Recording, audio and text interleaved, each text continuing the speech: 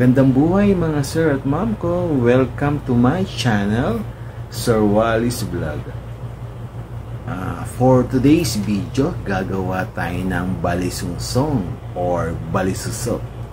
So usually, nakikita to sa mga handaan tulad ng piyesta, birthday, kasal, binyag. So ano ba itong balisungsong or balisuso? Dito kasi ang tawag sa amin ay balisungsong dito sa Bulacan. Please comment below kung ano ang tawag sa balisungsong sa inyong lugar. So ano ba itong balisungsong? So steamed rice siya, wrapped in banana leaves. At sigurado pagka may balisungsong sandaan, mapapadami o mapapadoble ang kain mo. Okay. So ano ba yung mga ingredients na ginagamit sa balisungsong? So usually banana leaves, rice, and konting asin. Then nilalagyan din nila ng konting vinegar para hindi kagad mapanish yung balisungsong. Pero pag gumagawa naman ako ng balisungsong tulad ng nakaraan, nung nagkaroon ng birthday yung aking isang kasamahan, so first time na naubos yung kanin kasi nasarapan sila kasi first time din nila na or muli sila nakakain ng balisungsong. Kasi usually nung kami maliliit, tuwing may handa laging balisungsong, pero ngayon madalang na yung mga bahay o piyestahan na naggagawa ng balisungsong kasi medyo labor intensive din kasi yung paggawa ng balisungsong.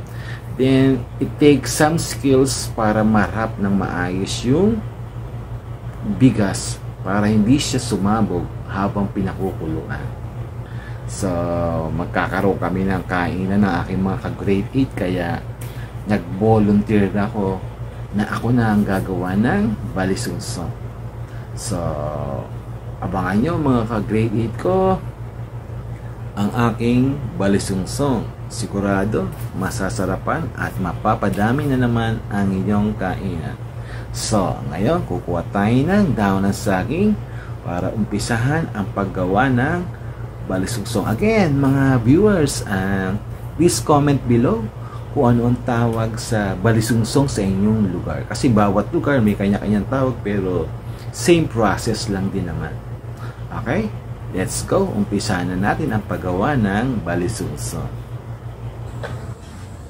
Okay, so ayun, nakakuha na tayo ng dahon ng saging para sa ating balisungsong gamit itong bago kong bilhin na karet.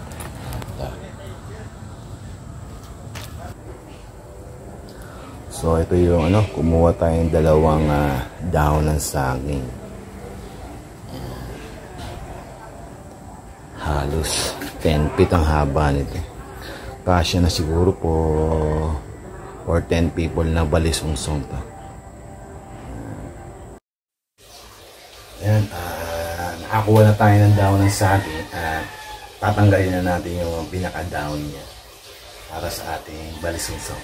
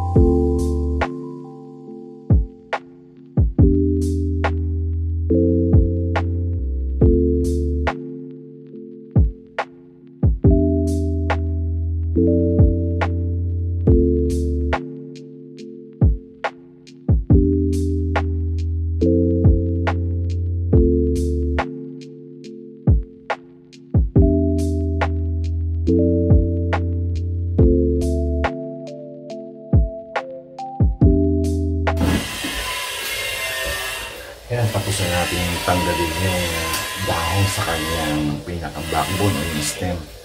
So, ang next step na gagawin natin ay paiinitin natin yung dahon ng saging. Kasi pagka ginamit natin siyang direkta, medyo malutong yung ating dahon at nagkakrak. So, para mas pliable siya, gagamitan natin ang kalan para lumambot o malantay yung dahon para mas madali siyang i-cone sheet pagka gumagawa na tayo ng mismong balisungsong. So, gagamitan na natin ng kalan para mapalambot yung ating dahon ng saging. Lalantayin siya natin para mas pliable.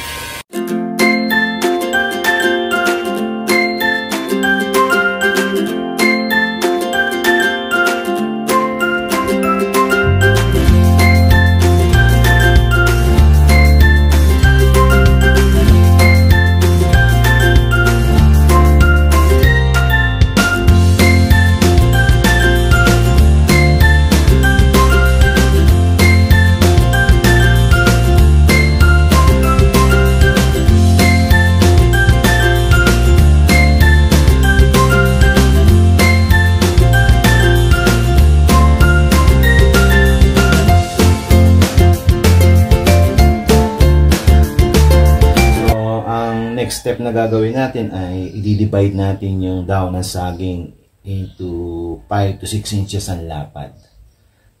So, hindi naman masyadong ang gagawin natin balisungsong yung medium size lang o medyo maliit. Kasi maliit lang yung rice cooker na gagamitin natin. Okay, papakita ko sa iyo paano gagawin. So, ganitong kalapad lang yung gagawin natin. Lalagyan muna natin siya dito sa tabi.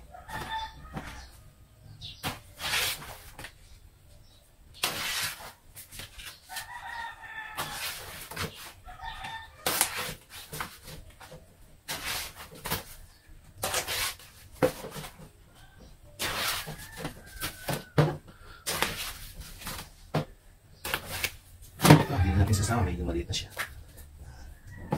So, balik tayo.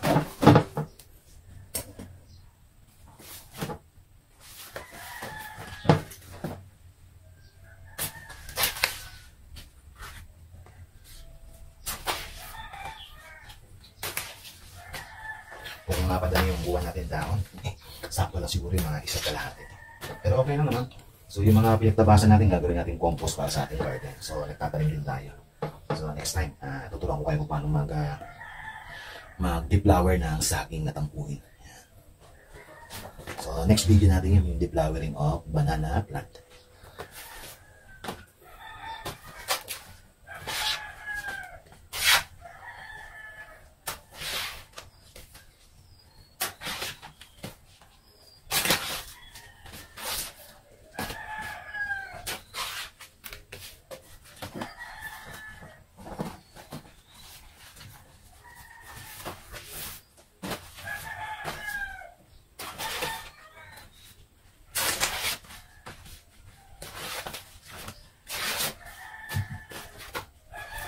Again, huwag tatapon to. Gagamitin natin ito sa compost. Yan, tuturuan mo din kayo kung paano mag-compost within 1 month. Gamit yung mga green materials natin.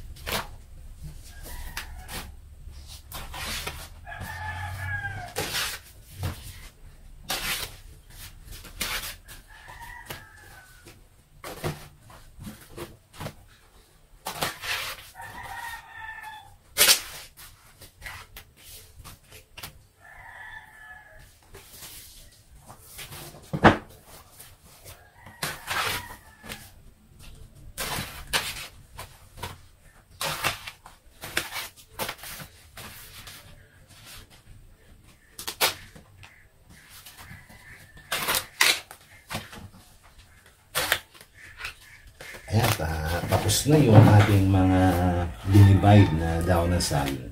So, next step, maghuhugas tayo ng bigas at sa next process na tayo. Kung paano yung actual process na paggawa ng balisungsong. So, ito na yung bigas natin. Hugasan natin 2 beses para malinis yung ating bigas.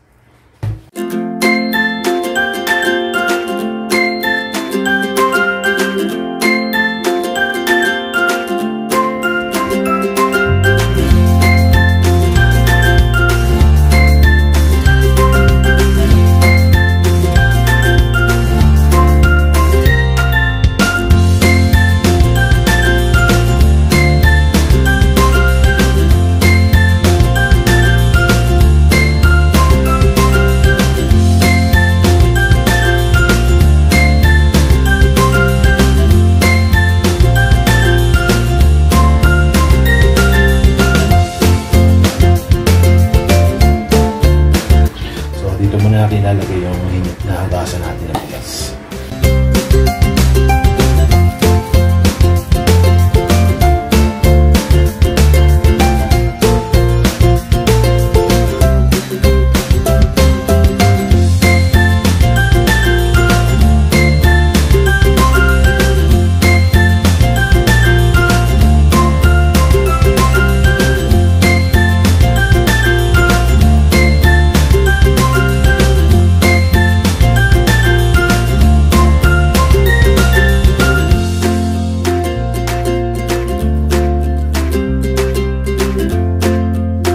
Kasi dito din natin isasahin o ilulutuin yung ating ating balisungsong dito sa rice cooker. Next step, bukuha tayo ng dahon. Yan gagawin natin. Iikot lang natin siya ganyan. Bakong sheet, parang apa ng ice cream. Then kukuha tayo ng 2 scoop ng bigas. Ayan. Then pagkalagay ng bigas, gagawin natin, push natin itong portion na to. Push. Then fold to. Then yung dito sa duktungan, dito natin siya i-bend. Tapos papatong natin dito sa ating rice cooker. So ganito ang pwesto niya. Yan ang pwesto. Okay. Kuha pa tayo.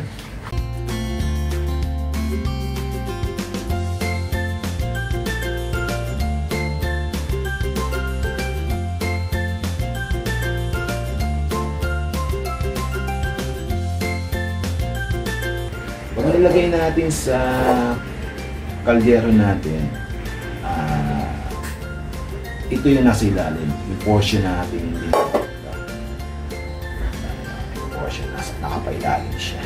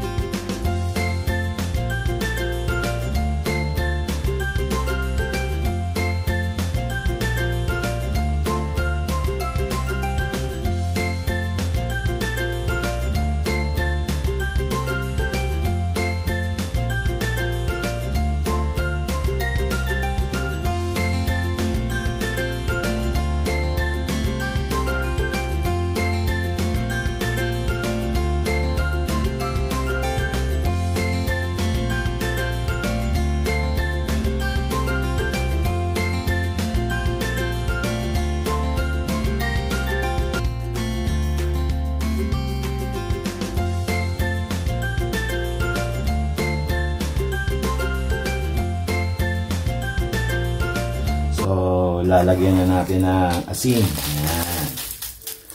Tapos ilulubog lang natin to sa tubig, then salang na natin sa rice cooker. So isasalang na natin siya sa rice cooker. Yan.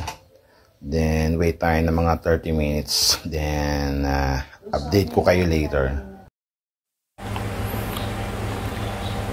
So isalin muna natin yung ating balisungsong kasi iwanan natin ng konting pagkain yung ating bunso kasi wala siyang pasok ngayon, Friday. So mag-iwan tayo ng mga ilang piraso.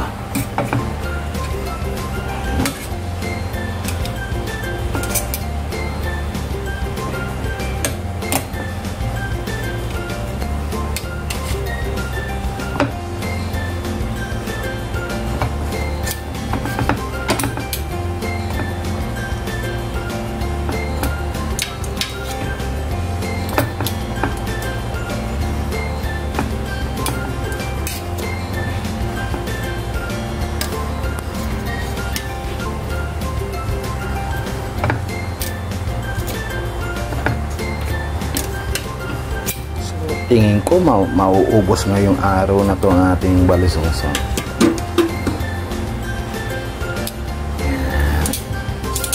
So kunin natin yung takip. Takpan muna natin. Medyo din natin ng konti. And dalhin na natin sa sasakyan. Guys, luto na yung ating balisungsong.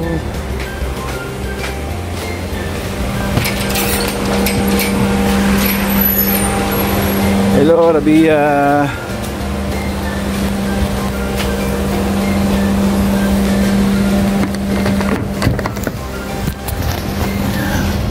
Lagay muna natin sa ating upuan. May dala akong banana chips. So, produkto ko din to.